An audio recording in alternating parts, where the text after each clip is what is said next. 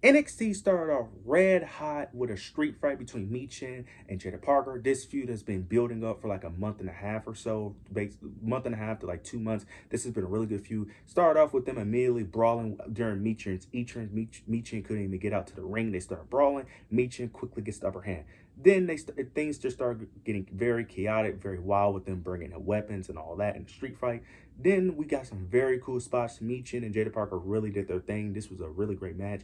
The first spot of the night, Michin quickly started taking out her belt and started whipping Jada Parker with her belt around the ring. Then we got a very cool sequence where Michin starts setting up chairs on the outside, puts Jada Parker in the chairs, and tries to do a suicide dive onto the chair onto Jada Parker, but Jada Parker ends up moving out the way, which made it Michin land face first on the chair. That was a very sick sequence right there. Then very soon after, Michin goes towards the barricade, tries to recover. Jada Parker tries to hit the hypnotic onto Michin through the barricade, but she ends up going to the barricade. Instead, Michin moves out the way. That was very sick. Then we end up getting another spot.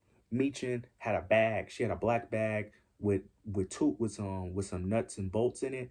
Throws the bag, throws the tools all over a stacked pile of chairs. Then she tries to hit a power driver on Jada Parker onto the chair, onto the nuts and bolts. But Jada Parker reverses it and ends up throwing Michin through the chair. Michin through the chairs with the nuts and bolts. That was very sick. Then I think we end up getting to the outside. Michin tries to get a steel pipe, tries to attack Jada Parker, but Jada Parker ends up doing what Becky Lynch did at No Mercy. She ends up getting a fire extinguisher and starts using the fire extinguisher on Michin. Then we get the ending where Michin, she's towards this wall. Jada Parker ends up hitting the hypnotic onto Michin through the wall. That was very crazy. She tosses Michin back in the ring, hits another hypnotic, and picks up the victory. This has been really great. This feud has been amazing. I'm assuming this is the end of the feud because they end up ending it on a street fight. This kind of has to be the end of the feud. This has been great. Both women have did their thing. This was an amazing way to start off the go-home show, the NXT Heatwave. This is great. This low-key could have been on Heatwave, to be honest, but this was a great match. This was amazing. I'm assuming Michin would go back to the main roster full time. Sad to see her go because Michin was really good in NXT. But this was a really good feud. The right winner won. Jada Parker got the much necessary victory. This was a great match. Next, get a quick segment with Carmen Petrovic, Ariana Grace.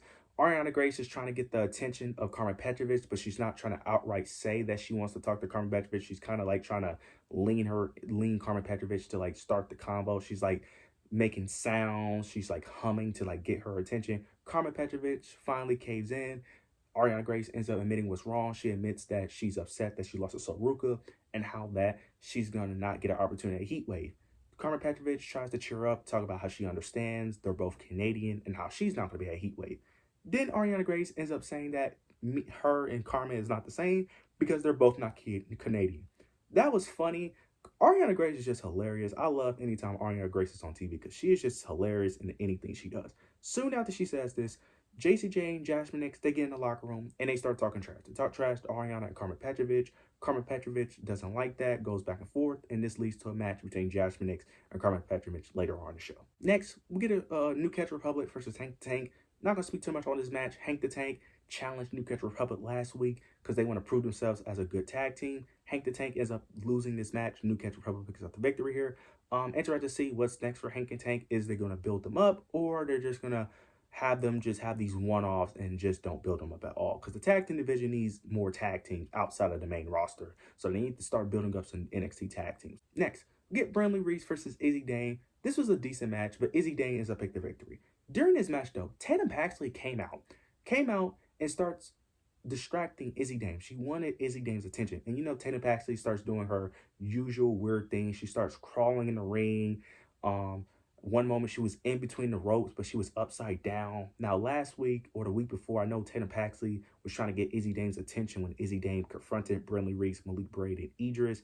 I don't know why Tatum Paxley fell down the card, especially after her good feud with Lyra Valkyria, her good friendship with Lyra Valkyria. I don't know why she fell so down the card. You could have easily put her in the main event scene for the NXT Championship or even the mid card. But I'm very interested to see where this plays. But I just wonder, why did she fall so down the card after her friendship and her rivalry with Lyra Valkyria? Doesn't make sense to me, though. Next, we get a Chase U segment. Andre Chase speaking about his upcoming match with him and Duke Hudson, their upcoming match with not New Catch Republic, with Nathan Axon for the tag team titles. Um, Duke Hudson and Ridge Holland was going back and forth talking. Andre Chase was wondering what they're talking about.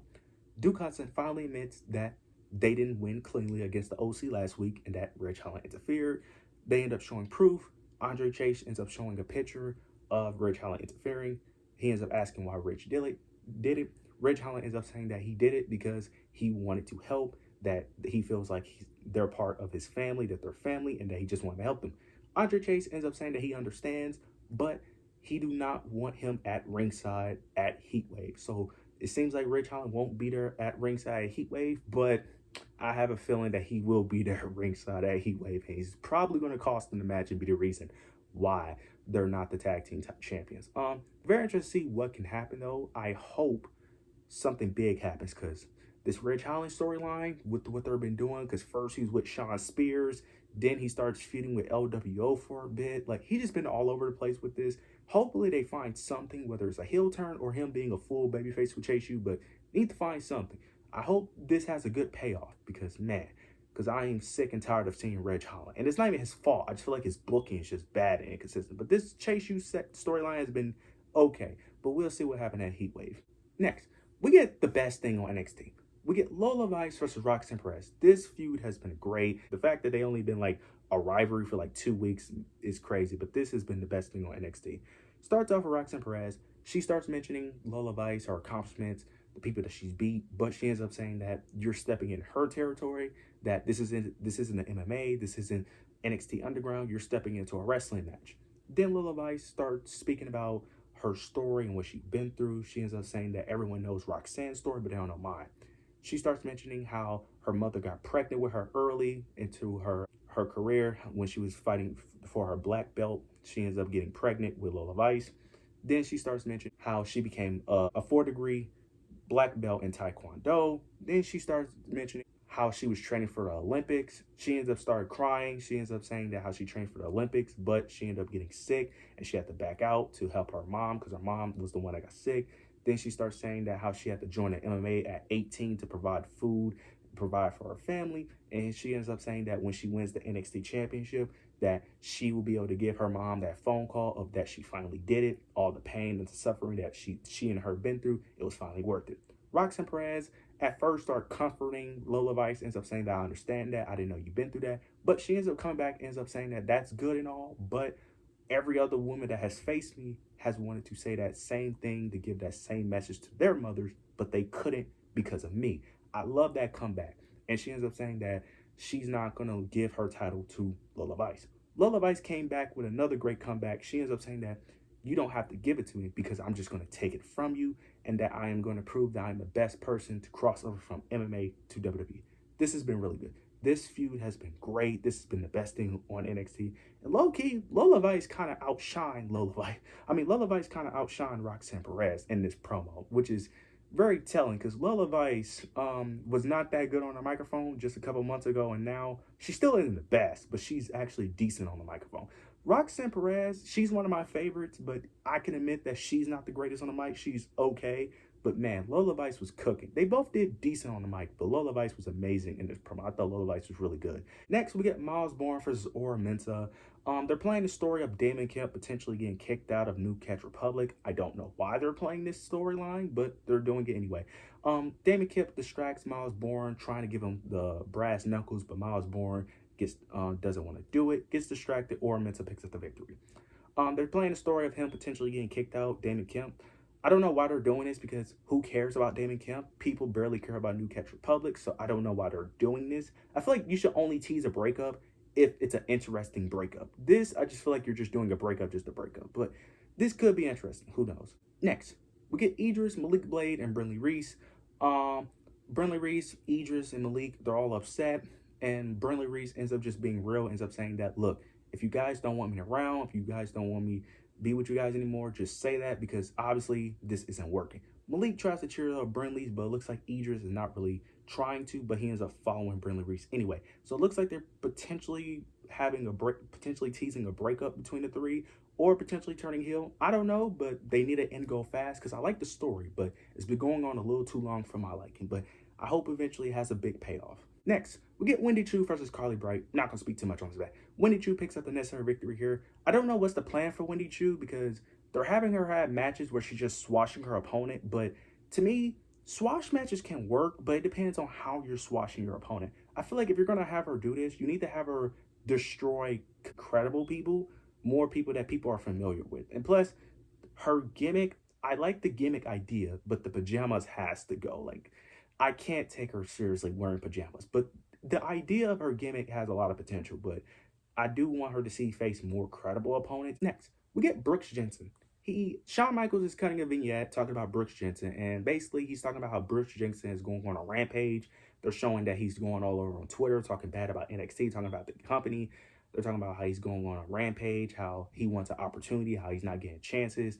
They're talking about how he's just being completely reckless and how he's out of control, and that's why he hasn't been on TV. And that next week, they're hoping to come to agreement to calm him down to eventually put him back on TV. I like the idea of this character. This has a lot of work because ever since Brooks Jensen, Fallon Henley, and Josh Briggs all went on their own, all Josh Briggs and Fallon Henley kind of found their way, found their footing. But Brooks Jensen hasn't found their way, hasn't found his way yet. He kind of just was just not doing nothing, kind of didn't know who he was. Now it seems like they finally found something from him, finally found a character that he could sink his teeth into and finally develop. So I hope this actually turns out to be something, because this could actually be really good, or it could be just boring. But I have high hopes for it. We get Jasmine Knicks versus Carmen Petrovich with the towards the end of the match, JC Jane interferes in the match, give Jasmine Knicks the quick victory here. Nothing too more to explain in this match. But now, after this though, Carmen Petrovich goes to Ava. She's upset and she basically wants payback. Ava Rain ends up saying that you're going to get your payback and you're going to have it with a friend. Carmen Petrovich is confused. She's like, who's the friend? And it's Ariana Grace, someone that she had an encounter with earlier. I thought that was hilarious because she was not happy that Ariana Grace was going to be our tag partner. And it's going to be on Heatwave. It's going to be one of the pre-show matches on Heatwave. I love it. Anytime Ariana Grace could get TV time, I'm happy. So I'm happy it's going to be Carmen Petrovich, Ariana Grace versus JJ and Jasmine Knicks. I can't wait. I don't think the in-ring work is going to be that good, but I'm just happy that Ariana Grace is on the card. Now we get to the main event. We get the contract signing between the Fatal Four, between Ethan Page, Trick Williams, Shawn Spears, and Javon Evans. Not going to speak too much on it because this segment wasn't really all that. Everyone's just going back and forth. The main story was really Shawn Spears and Javon Evans going back and forth. Shawn Spears talks his trash about Trick Williams, how he's going to overcome and become NXT champion. Then he talks to Javon Evans and talked about how Javon Evans is inexperienced. He's only 20 and he has no shot of winning. Javon Evans took that to heart, ends up speaking about experience and speaking about if that experience is so valuable, let's talk about your experience as NXT champion. I thought that was a really good comeback. They go back and forth. Javon Evans gets very frustrated. He gets heated. And then everyone just starts brawling. Javon Evans starts brawling with Shawn Spears and Trick Williams brawl with Ethan Page. Then the babyfaces stand on top. They both end up slamming their opponents through a table, and that's the end of NXT. This was a solid show, solid go-home show. I'm excited for NXT Heatwave. Very interested to see how NXT Heatwave is going to play out. You guys let me know what you guys thought of tonight's show. Leave your opinions down below. Make sure you like, comment, and subscribe. But yeah, that's it.